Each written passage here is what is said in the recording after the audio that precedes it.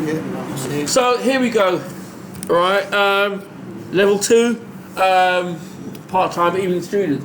We were discussing basically next week's menu. It should be exciting for you.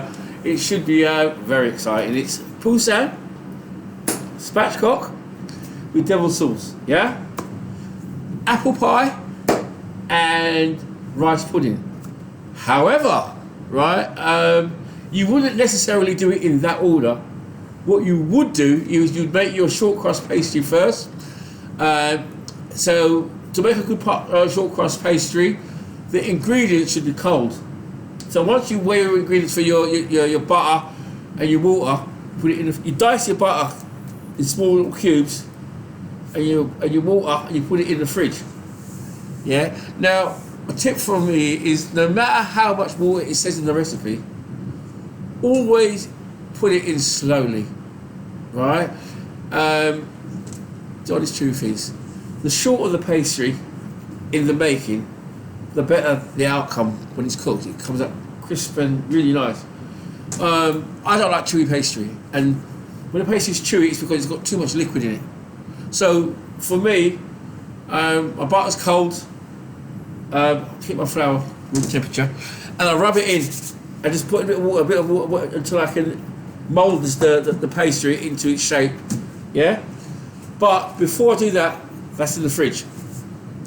Then I will get my rice pudding, and I will weigh it out to whatever the recipe says. I'll put a little bit of butter in it. Use sugar, whatever, vanilla, cinnamon, nutmeg, whatever you desire, or whatever we have in store. Boil it on the stove. Stick it on the lid. Stick it in an oven about 150, 140, but 100. If the oven is moving too slow, 150 is good. 140, 150, 150. Spatchcock chicken, right? You want to season it up. You might want to season it on, because a little pot on. Season it on the stove and shove it in the oven at what temperature? 170 and above. So, problem once again, because you've got your rice pudding at 140. So the best thing to do is have two ovens, one for medium hot and one for medium and one for medium hot. Medium hot is anything from 170, because 170 is medium. Anything above that is hot, 180, 190, and so on and so forth. That's good for the chicken. Yeah. When your colleagues come into the kitchen, if they don't know, let them know. Oh, this oven is for rice pudding, and explain why. And this oven, that way you're passing on important information, and it will prevent someone coming in and wanting to make rice pudding in the oven where you've got spatchcock chicken and turning down the temperature. You say it sort of reduces any friction. Yeah. However, that is next week. So I want to try and keep the lessons close to the PowerPoint that we saw. I wanted to do a duck, but right at the end, because I was advised that the cost and stuff like that, and you guys, you really only need to know about chicken and turkey at this stage of the game. So we're going to have poisson next week, poisson the week after, because we're going to do roast chicken. So why not get a little poisson in so you can roast your own chicken, toss your own chicken, make a lovely sauce. We'll sort out the garnish that will go with it. And the following week we'll do turkey scallops, where I'll try and get a piece of turkey breast that you can cut off, batten it yourself, breadcrumb it yourself. Tip: do not overcook. It becomes rubbery and horrible. It can be succulent and delicious. If you overcook it, it becomes rubbery and horrible. I might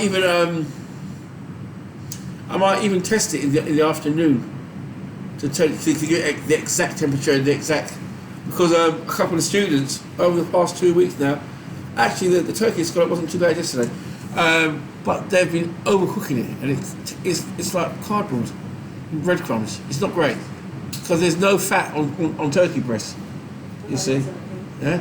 So Bear that in mind. So I'm going to just pause for 2 seconds. Oh my God.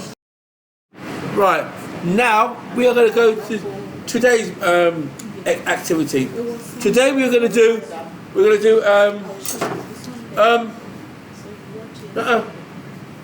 right, we're going to do what is called ballotine, right? But what I'm going to do, I'm going to take you through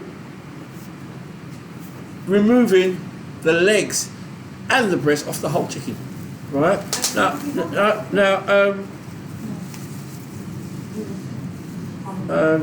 don't do anything. Right. Now, a student asked me earlier on, how would they get side breasts and middle breasts off this chicken, right? I'm going to show you, but I'm not going to do it today. I'm just going to take the whole breast off, yeah? Now, if I was doing it for a saute, right, I would just cut it here, and that would be one side breast, which is the winglet. I'd cut it here, and that'd be the other one. That would leave this piece in the middle here. When I cut it like that, that's the middle breast. So there is the middle breast. That's the side breast, that's the side breast. Yeah? That's how you do it. Now, to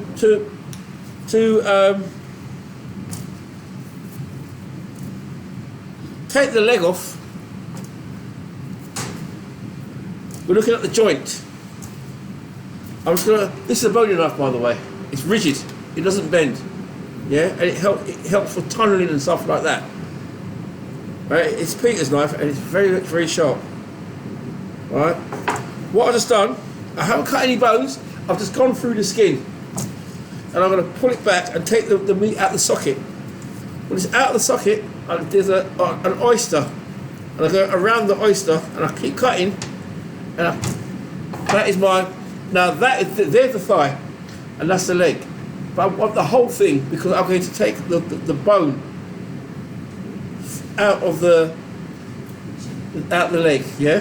Now, today you've got legs in there to do it yourselves, to have a go. Right, so we're going to bone the leg, we're going to make a duck cell,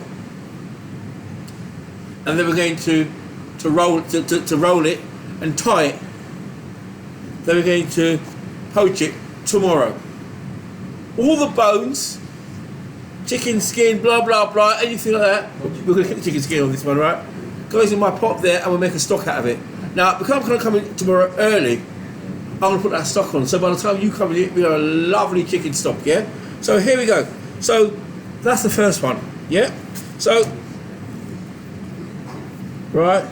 Don't get me wrong, I mean, I one day I'll get another chicken and you guys can have a go. But today, it's just a demonstration because I want you to tunnel out the bone. So, just go through the skin. I'm going to, once again, the socket.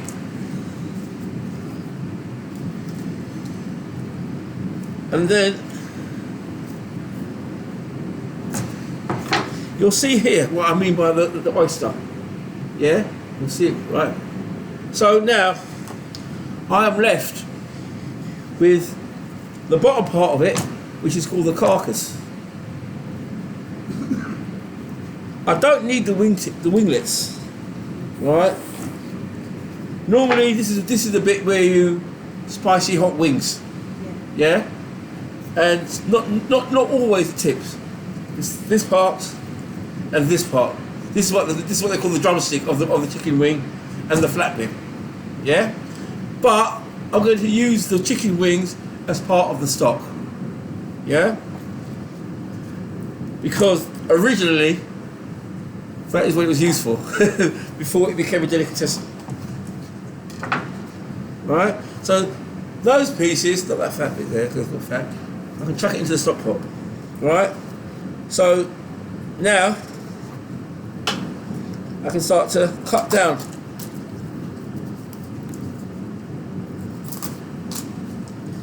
And if I remove the neck and the carcass,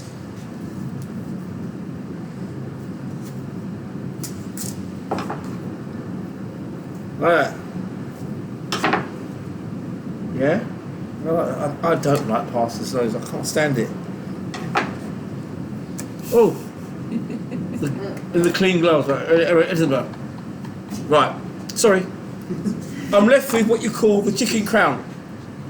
So when you buy a turkey crown, it's the same thing. It's just the breasts and the wings. Yeah? And if you look at it, you'll see a line just right down the middle like that. Yeah? Oh, what are you laughing at? Anyway, so I'm going to just do that. Now, once again, if I cut straight down, that'll be the chicken on the bone. But I want to remove the breast from the bone. So what I'm going to do, I'm just going to go and scrape the bone like that, and scrape away, and hopefully I keep scraping away.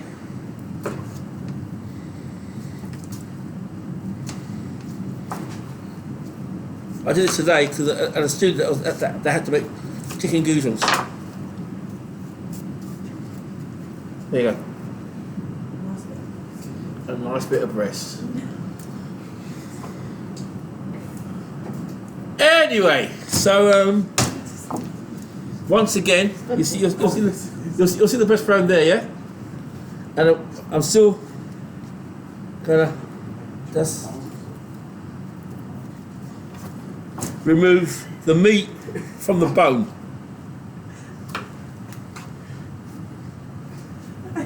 Yeah? I know many people get excited over this particular exercise. Right? And the aim is to have a good amount of meat still with the chicken and minimum amount on the bone. Right? If I was making soup, this would make a really good soup, really good chicken soup. It's got enough meat on the bone to pick off the bone. Yeah? I'm using the wings as well as part of the stock. I don't need it. There you go. Right, boneless chicken. So far so good? Voila! Right. Now, I need to get just a blow-up. The flat one, the flat deep one. Yeah. Right. Peter, give it to him because I'm too engaged. Right. Okay. So you've got those in there. So hopefully, something that you can practice at home is good. Yeah. However, the exercise is not yet over. So now I'm going to, there's a bone there, right? And I'm going to start to cut the bone. I want to expose it, basically. I want to expose that bone. And my aim is to do like a tunnel. Yeah, so I want to be able to get the bone out and get as much of the bone out. So just make sure that the knuckle here is removed. That will help. Right, and then I'm going to expose the bone right up to the joint.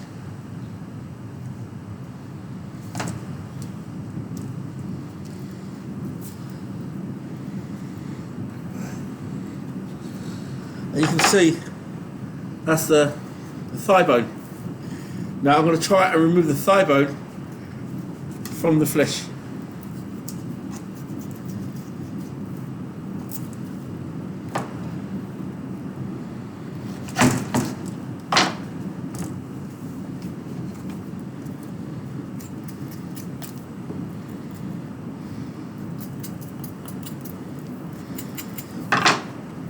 Yeah? That's the thigh bone. So the next thing I want to do now is try and remove the leg bone.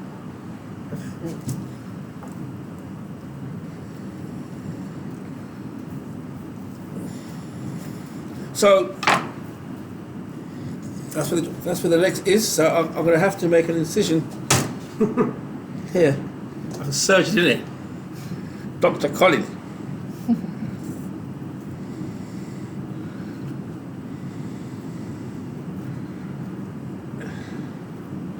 Now, why do I use a chicken leg and not a turkey leg? Because the turkey leg has tougher sinews in it, yeah? Where the chicken legs, the sinews are not so tough. Right? So, but, to be honest with you, turkey leg would be more ideal because the flavour is out of this world. Have you ever tasted roast turkey leg? You don't know anything, boy. Right, it is banging. Right, my mum bought it once, you know, and it was out of this world. And I was like, it's so easy to cook. You just season it, right? It's so easy to cook. You season it with turkey leg, bit of garlic, bit of salt, bit of pepper. Chop it all up, rub it in, wrap it in greaseproof paper and foil.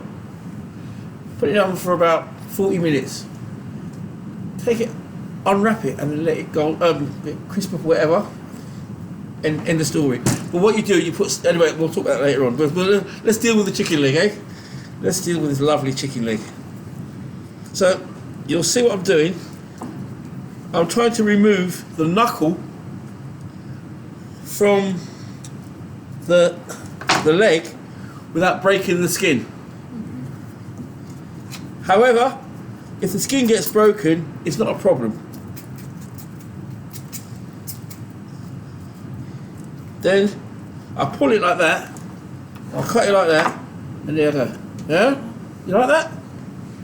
Right, then if I turn it inside out, that should be like a pocket sort of thing, yeah? Ish. Nevertheless. Anyway, right, with this, we're going to batten it out. That will cover 2 areas. I can take off my gloves now. There you go. The surgeon has done his work. Right, and I don't do this as after all, do I? Right, it's going to cover 2 areas for us in the preparation stage. It's going to cover 3. Boning. We get the mallet, put some cling film on that, and we bat it out. Tenderising, stuffing, tying. Yeah, and you tick, tick, tick, tick, tick, tick, tick. So it's a very, very, very good exercise to cover a lot of area for the preparation side of poultry. Yeah? So, when you're ready, just to give you a quick reminder of duxelle. Duxelle normally has white wine. Is any there? Any white wine there? If there's none there, it's not there. It's okay. It's okay. It doesn't have to be. It's not written in stone, right? And next door in paper. No. Leave it. Just leave it. Right? Because what we want to do, I'll tell you what we want to do today. Right? I want to tell you my aim. Right? My aim is to. Our aim is to food prep in a very professional way. Right? I've watched the chef that teaches the level 3 how he does it. He's brilliant, Michael. He preps the food one day, and then he cooks it the following day. So when he's they're never stressed out. You know what I mean? His students, they're never stressed out because they do all their prep. So all they've got to do is apply it to steaming, boiling, frying, baking, whatever, and produce it on the counter. So I thought, okay, it's something I want you to learn. Yeah, because in the kitchen, when you're working in the kitchen, you might be the boss of your section. I am. So what you'll be doing is the cooking, and you'll have your little commie chef do the preparation, but you've still got to instruct them how you want it done. Sure. Yeah. That's what I do. Right. So here we go. So this is my duxelle, right? I've got some melted butter that I used earlier on. I'm just going to use it up. But there's plenty of oil floating about the place, yeah? I was gonna use this up because I was cooking pommes potatoes earlier on, and you know, once you're a chef, you don't throw away things just like that. No, right? So this will be nice for me. You don't need butter. What I'm trying to say is you don't need butter. All you need is some sort of oil or fat. Huh? No, it's not even clarified. It's oil and butter. I made pommes potatoes earlier on, right? So this is about afternoon. It was banging. I made mayonnaise. Yeah, one day I'll show you. Right? No, you don't need it. So once again, you watching me? You're talking, I'm talking, right? Right. You need to concentrate on what I'm doing. Right. You'll see me. Right. I'm slicing it down for the time being, but I'm going to chop it finer because it's a stuffing. So the only other way that I can get it fine is to robo-coop it.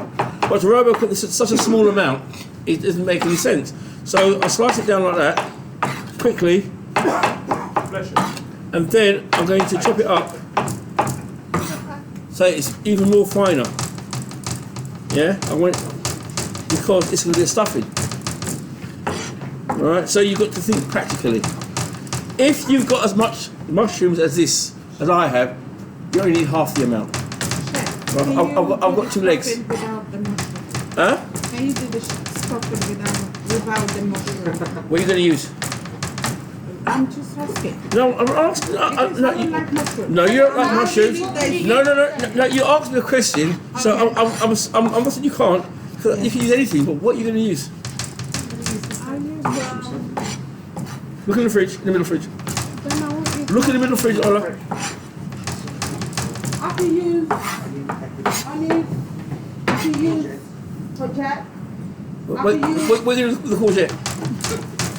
I can use. It's not a trick question. It's a good. Listen, chefs are creative, I can use right?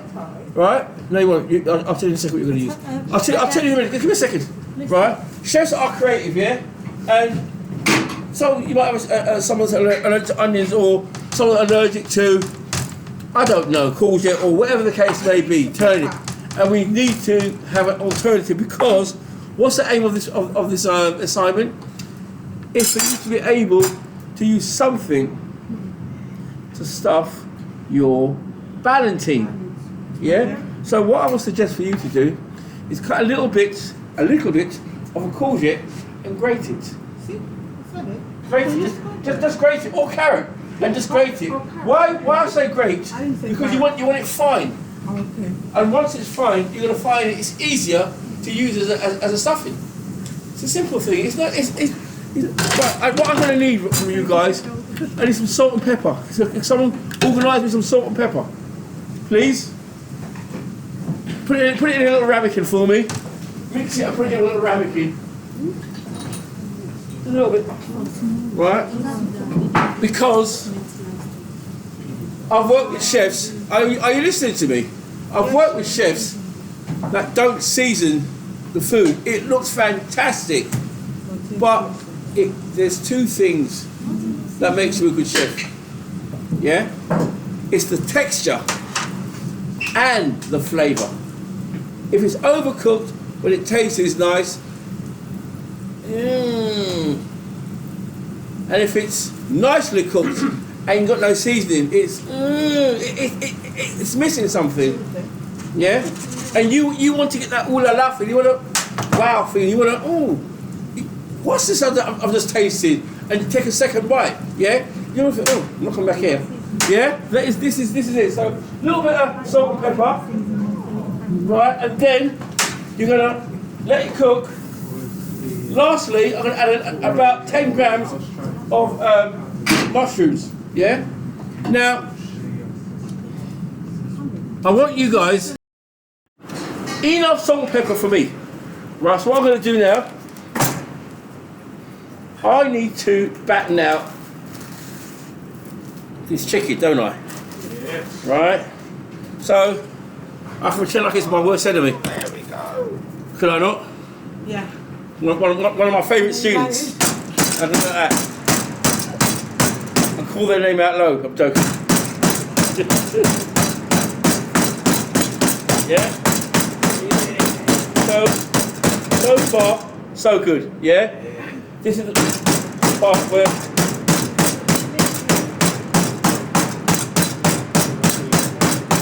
we've crossed the tenderising part of it, yeah? Right, so there's 2 more stages to cross now, and that is the stuffing and the thyme, yeah? And all of it, once you've done that now, you'll find when you tick all those boxes, right, you have so much that you've covered in one lesson, in the preparation section, that if you never have to do it again, you've covered it, yeah? So it's a really good exercise. This is a really good exercise. Yeah?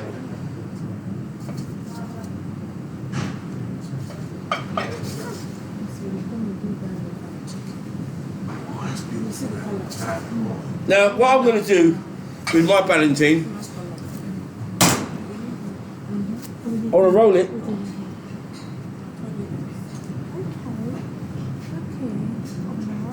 Like that. Yeah. Right. And then I'm going to roll it like that.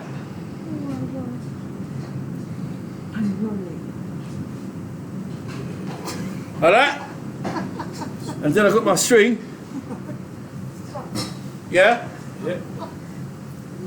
And I've got enough.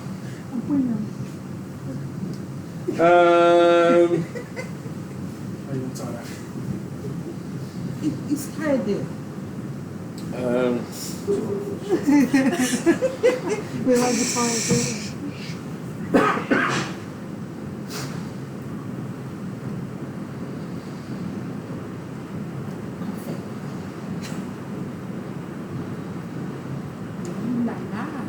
Ooh la la.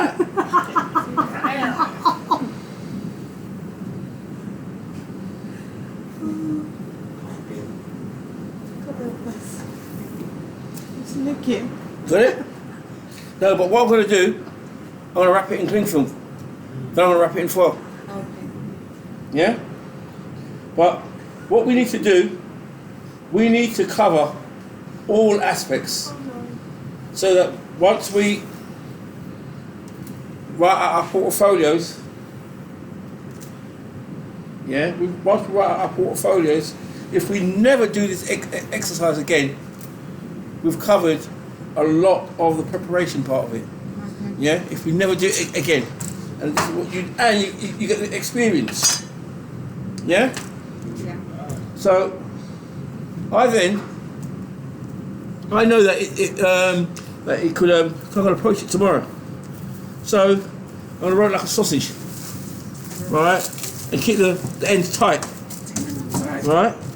So I've what have I done? I've tied it, and then tomorrow I can poach that.